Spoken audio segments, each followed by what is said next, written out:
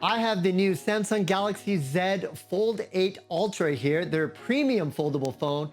And in this review, I want to look at it in two ways. One is a device you might buy, and two, a signal of where the smartphone category is headed. Because with prices increasing across the industry and foldables becoming more competitive, this phone has to justify more than just the wow factor. The big story here is that foldables are becoming one of the few areas in the smartphone industry that genuinely feels different. You're not just buying more speed, you're buying more screen, you're buying more flexibility, and a different way to work from your pocket. This matters because people are holding on to their phones longer, prices are going up, and brands like Samsung need to make a strong case of why people need to upgrade.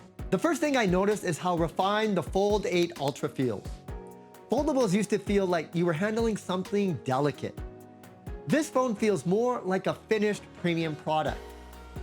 When it's closed, it is still thicker than a regular flagship, but it is far more practical than early foldables.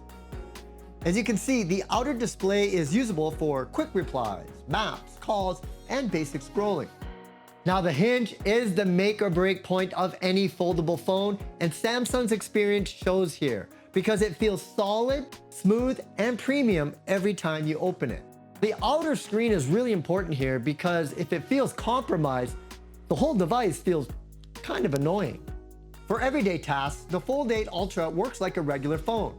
I can reply to texts, check emails, open the camera, scroll social, and get in and out quickly. And that is the key. A foldable should not force you to open it every time. The best foldable experience is when both screens feel useful for different moments. Now this is part of the phone that changes the experience because it takes a simple phone task and makes it more like a small tablet. Watching video feels more immersive. Reading is more comfortable. Editing a document or checking a website layout feels less cramped. For me, as someone who writes scripts, reviews products, checks notes, and jumps in between apps, the larger display is not just nice to have, it really is changing the way I use a phone. And this is where foldables can move beyond novelty. Multitasking on a regular phone feels cramped. On the Fold8, it actually makes sense. You can keep a browser open on one side, notes on the other side, and still have room to work. And that is the category argument for foldables. They're not for everyone, but if you live on your phone, that extra real estate is going to be genuinely useful. Galaxy AI is a big part of the story here, but the important thing to remember is how it works on a larger screen. AI summaries, transcriptions, photo editing, translations, and search tools are more useful when you have enough space to see the original content and the results side by side. And that is where AI and foldables are starting to overlap. AI gives you more things to do on your phone, and a foldable gives you more space and real estate to do it.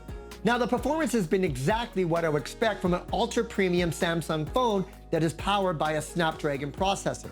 It's fast, it's smooth, and it's capable of handling multiple apps at once. That matters more on a foldable because you're more likely to push it to its limits. You're not just opening one app, you're stacking apps, you're dragging content around, and you're treating it more like a mobile workstation.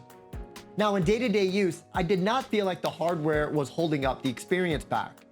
The bigger question is whether the software and app support can keep evolving with this form factor. The camera matters here because when a phone costs this much, you don't want to make compromises anywhere, especially with the camera. Now the advantage unique to foldables is how you use the form factor.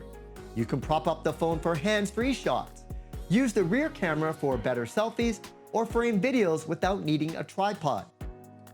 Now for creators, that flexibility is a real benefit.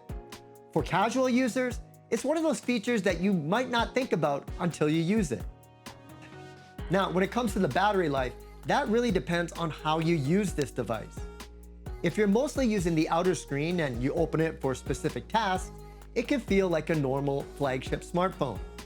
However, if you're constantly using the big inner display for video, gaming, multitasking, and navigation, you will certainly drain it faster. And that is the trade-off. You get a tablet-like experience in your pocket, but it does ask more from your battery. Now, the price for the Fold 8 Ultra is the hardest part of this conversation, but it's not happening in isolation. Smartphones across the board are getting more expensive. Some of that is the premium positioning, some of it has to do with more advanced hardware, and some of it is the pressure on components like memory and storage as AI demand competes for the semiconductor supply. And foldables add another layer: 2 screens, a complex hinge, and durability engineering. So when Samsung is asking for ultra money for a foldable, the question is not, is this cool? It is this enough to change my daily workflow for this to be worth the purchase? So, should you buy the Samsung Galaxy Z Fold8 Ultra? Well, if you want the safest, most mature version of a foldable, this is where Samsung definitely has the advantage. This is a powerful, polished, expensive flagship that just happens to fold. As a market signal, it shows more where premium smartphones are heading: larger screens, more multitasking, more AI, and unfortunately, higher prices. The Fold8 Ultra is not going to convince everyone, but it does make the strongest case that foldables are no longer a gimmick in a premium smartphone category. So the big question is, what happens next? If Apple enters foldables, consumer awareness could jump overnight, competition could intensify, and Samsung will need to keep proving, while it still leads the category, it helped create. I'm Andy Barrar, Handy Andy. Be sure to follow me online, and I'll see you in the next video.